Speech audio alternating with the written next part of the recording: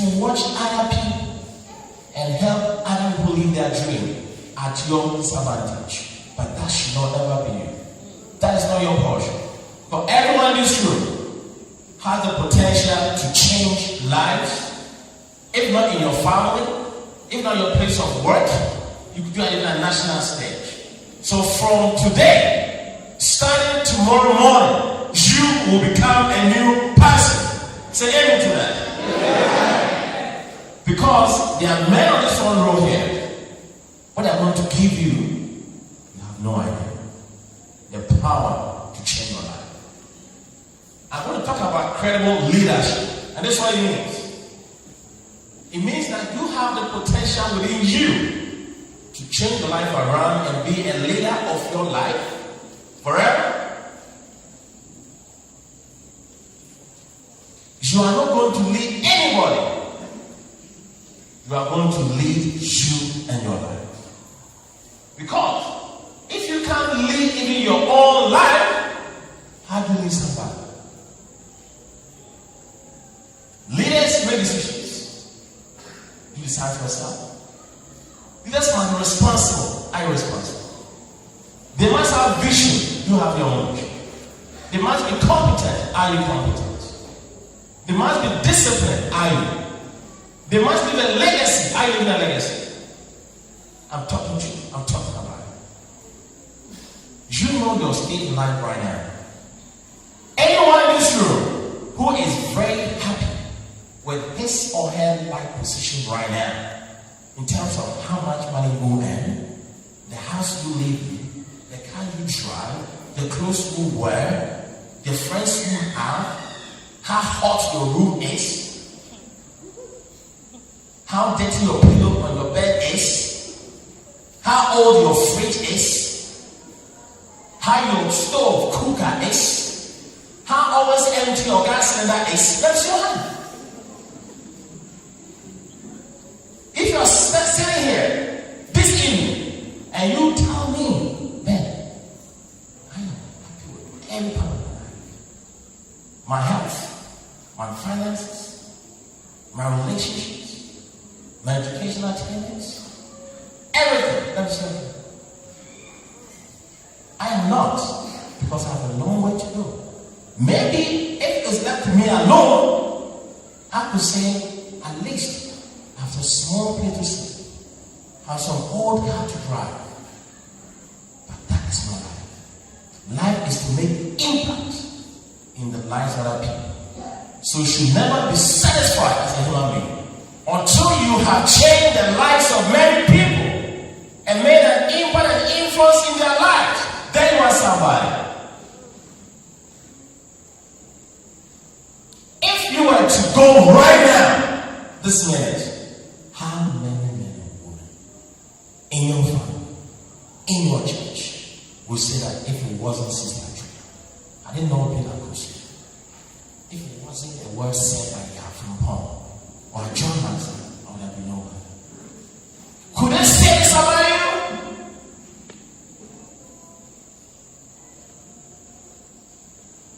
What difference have you made in someone's life? Sitting here right now. It's not about you. It's not about all the shoes in the wardrobe. The clothes you have. It's never about you. It's about that your little sister. That your little brother. That your auntie's son. That lady who lives next door. That poor little girl in your church. The new staff. When you threw away that food, the little of yours, remember, somebody has let you go. When you thought your shirt is stained, you didn't want it. Someone else is torn.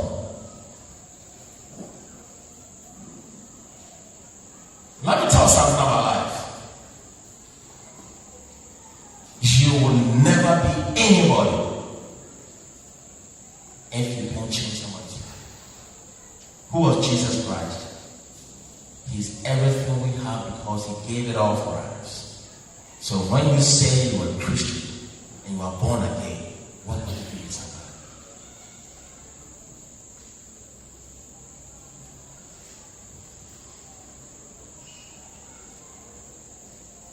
I was so happy when I saw my young brothers here dancing and shouting and screaming. Back to myself. After 10 minutes, the dance will be over. Their life is to go on. Would they remain in the same ecstatic, passionate, happy situation? Which homes are they going to? Which bed they sleep in? What cars they drive? What impact they make? That was a 5 minutes display. If you were dancing here this evening, after yourself, you were happy, you were thrilled in here. How long? For how long? We don't come to church to display. We come for knowledge in our lives. That 10-minute display of happiness is over right now. The sweat has marked from the face. The adrenaline has disappeared. But the problems you came here with are still with you. And they'll always be with you until you change your mindset. Until you change how you think. Until you renew your mind. Until you change something in your stomach. Else I promise you, you'll be standing here singing, dancing every day. But you'll be the same for a long time. That's a big disgrace. Because you're not born that way. You were born for greatness. Say, I was born to be great. I was born to be somebody. And with the help of Jesus and the power of my mind, I'm going to be somebody. Stand up for right. Clap yourself.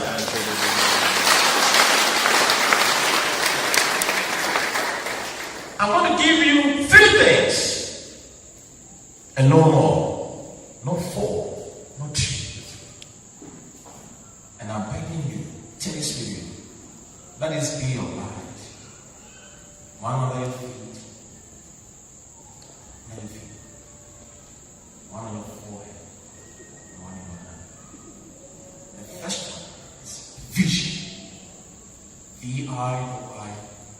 V-I-S-I-O-N. Vision. The power of vision. The power of vision. 3 things. Power of vision.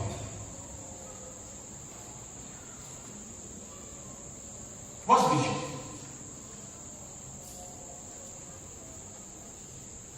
There are 24 hours in a day.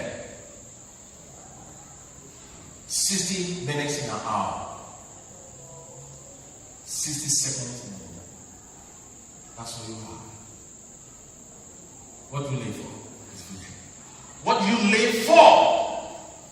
Every second of the minute. Every minute of the hour. Every hour of the day. Every day of the month.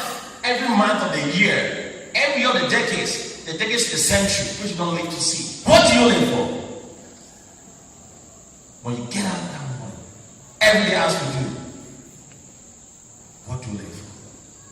What get you up every morning? What do you think of when you go to sleep every day? What is it? What do you live for? Over there, I see that beautiful young man over there. You're not handsome, you're beautiful. You're 18 years. What's your vision? That beautiful sister sitting here, what's your vision? This gentleman right here, what's your vision? My lovely sister, what's your vision? What do you live for every day? What gets you up in the morning? What is it? What makes you go through the strain and stress of life every day? The challenges. What gets you up? What is it? What do you live for?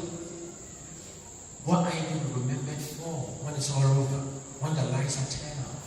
When the curtains are drawn? And when the die is cast? When the grave is dark, the coffin is sealed, is covered. What have you lived for? When the tears have been shed, sorrows have been felt, what have you lived for? When the slow walk from the graveside, cemetery has come home, whatever live for. When the last breath is given, whatever live for. Your vision must be the one thing that makes you get up in the morning. Should be the one thing that makes that sister there cry and pray to God. Should be the one thing that makes my brother over here go through stress and strain every day and do all that he must do to make a difference. What is yours? What's yours? It has to be something that you want to die for, because that's what life is all about. If you're sitting here this evening and you can't have the power to place your hand on someone, to make a sign of an X against someone, then I'm telling you, you haven't used the power of the mind that God gave you. So that makes you who? I mentioned two things. The pain and the door, that should never be you. It's not your portion until you leave this room. This is a time. You are not living here without your vision. I wish I could lock all these doors and multiply myself on all the doors. And I have to look and approve your vision before you leave. But I can't do that. God gave you your will. That made you here. Disciples. You can only feel you, nobody else. And that brings me to my next number 2, which is called responsibility. I can't force you to have a vision. I can only advise you because I love you. And God stands for you. You know you can make an impact in life. Responsibility. It means one thing.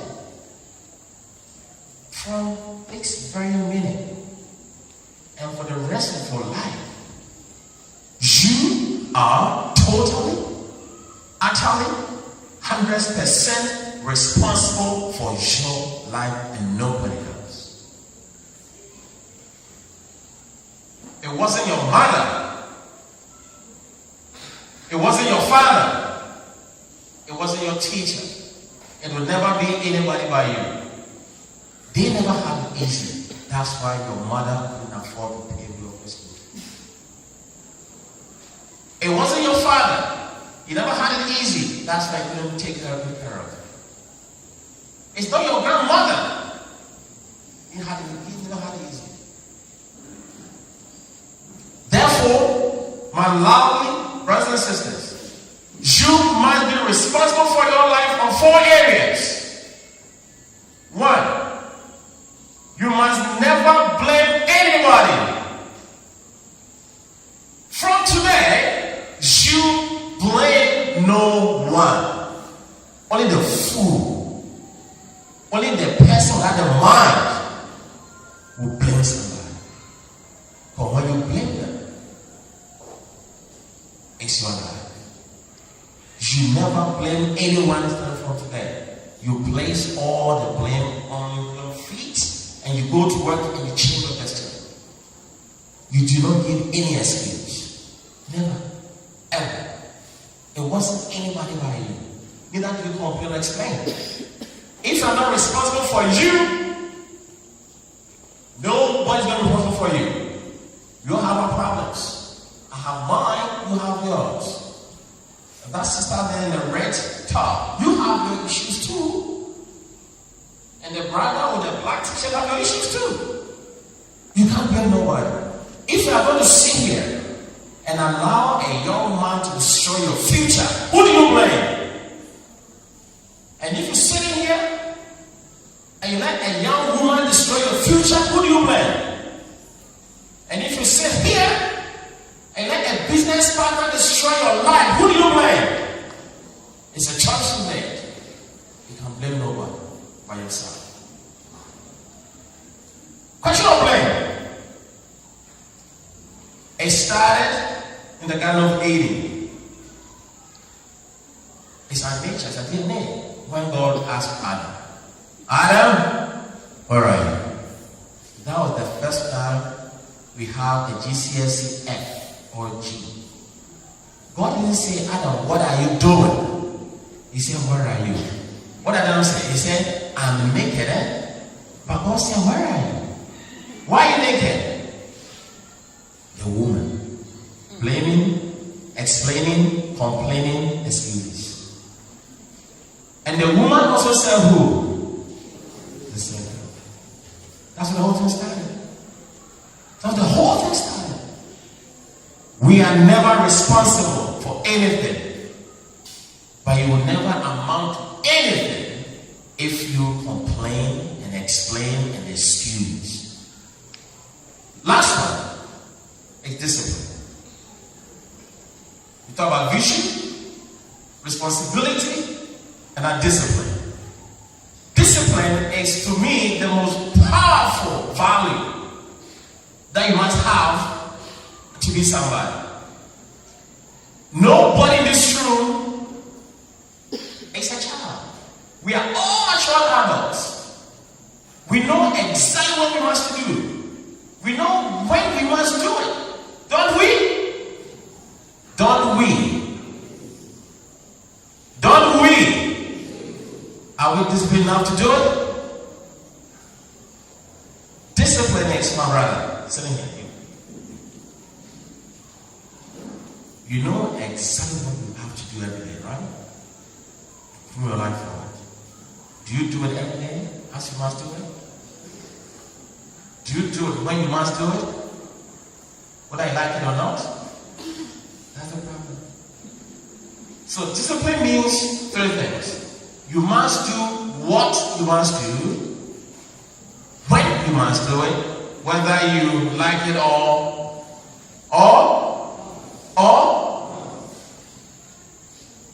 I give an example.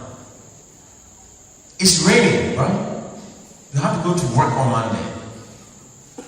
It's 5 minutes run to your house. Your only shed for work is outside. Are you going to run and get it, or are you going to find somewhere to hide? What will you do? Would you run and get your shed from the rain? Why yes? Because you must, else you can't go to work the next day. That's what life is. But as human beings, we take the easy way out because of that hair, because of that shoe getting worked. That's the excuses we don't apply ourselves. I'll leave you with these two messages. One came from one of my favorite speakers called Les Brown. He's an American, was an orphan when they were twins, born and died. They were found and raised by Mimi Brown, that's adopted mother. This is what he said. Now he's a multi-millionaire. He said that your current situation should never be an excuse for you to stay there. You must think beyond your comfort zone and strive to be the best. Because what you are right now is not what God made you to be. Your thinking, your behavior, your attitude have brought you to this far. So if what you have thought, what you have done, how you have behaved, have brought you this far, then it's easy. Change how you think. Change how you behave. And that will change your future. That's what he said. Number two, also said by an American called Brian Tracy. This is what he said. He said, if you think you can do it, it's not good enough. Get out. Just go and do it. So I'm asking you, my lovely sisters and brothers, are we ready to one, change how we think, how we behave, and change our life? Yes or no? Yes. Yes or no? Yes. And are we ready to go and do it? Yes or no? Apart from the front row, here, everybody should stand up. With respect, please get up.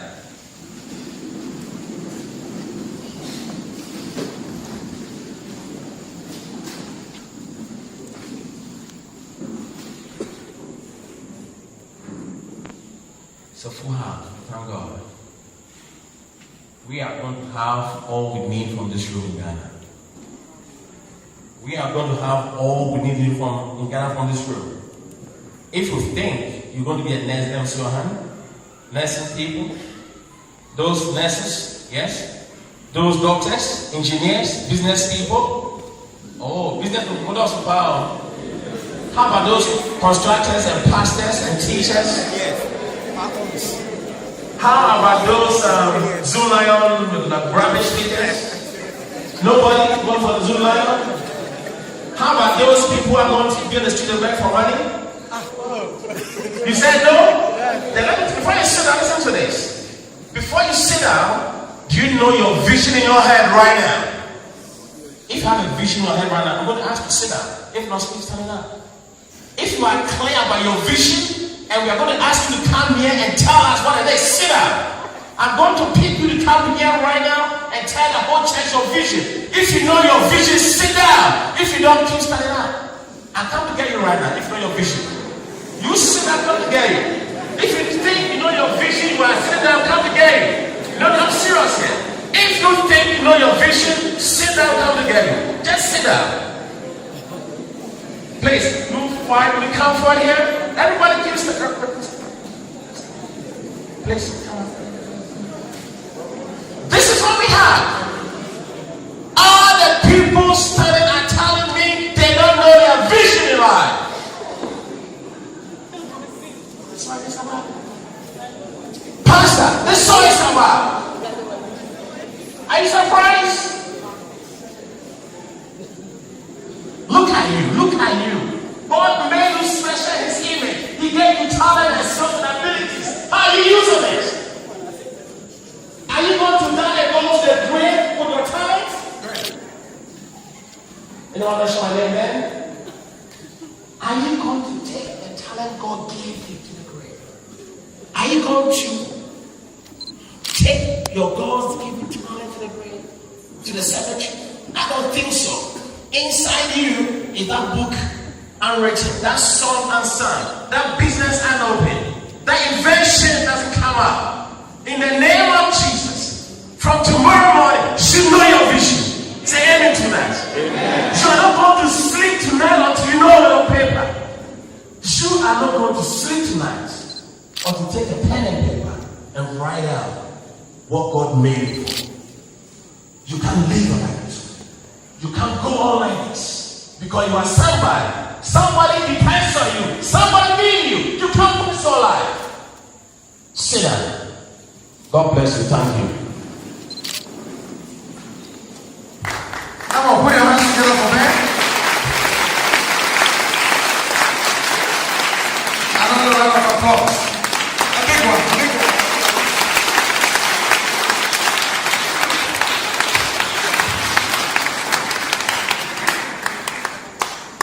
I'd like you to look at your neighbor and tell your neighbor the journey has begun.